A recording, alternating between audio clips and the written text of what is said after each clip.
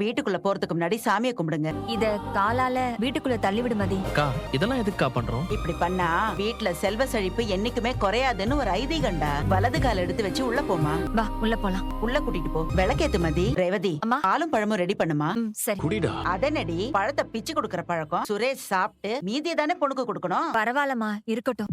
இந்தா சுரேஷ் இந்தா மதி. இங்க பாருமா, இதுதான் நீ வாழ போற வீடு. இதுதான் உன் குடும்பம், சொந்தம் எல்லாமே. கடவுளோட ஆசீர்வாதத்துல இவங்க 2 பேரும் சந்தோஷமா இருக்கணும். அதுதான் எங்களுக்கு வேணும். மதி வாமா உள்ள போலாம் வா. இதுதான் உங்க ரூம். ஹாய் அண்ணி சண்டாக்கா. இந்த சூட்கேஸ் உங்களுது தானே? ஆமா. அண்ணி அப்புறம் உங்ககிட்ட நான் நிறைய விஷயம் பேசணும். அப்புறமா பேசுறேன். ஓவரா பேசுவான் ஆனா பாவம் நல்ல பையன். அண்ணி நான் தான் ஸ்ருதி, அண்ணனோட தங்கச்சி.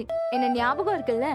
ஏண்டி காலையில தான் உன் பேரு, நீ என்ன படிச்சிருக்க, என்ன பண்ண போற, மணி கணக்கா பேசி போர் அடிச்சியே. அதுக்குள்ள எப்படி மறப்பாங்க? நம்ம வீட்ல யார் யார் எப்படி எப்படின்னு என்கிட்ட கேளுங்க, நான் உங்களுக்கு சொல்லி தரேன். நீ எதுவும் சொல்லி கொடுக்க வேணாம். இவங்க இந்த வீட்ல தானே இனிமே இருக்க போறாங்க. இவங்களாவே எல்லார் பத்தியும் தெரிஞ்சுக்கிட்டோம். அண்ணி நம்ம அப்புறமா பேசிக்கலாம் அண்ணி. பாத்ரூம் அங்க இருக்கு. வேற ஏதாவது வேணும்னா என்ன கூப்பிடுங்க. தொந்தரவு பண்றோம்லாம் நினைக்காதீங்க. கூச்சமும் படாதீங்க. இது உங்க வீடு. நாங்கெல்லாம் உன்னை பாத்துக்கிறோம். நீ பயப்படாத சரியா? நல்லா ரெஸ்ட் எடுங்க. நானும் போய் படுத்துக்கிறேன்.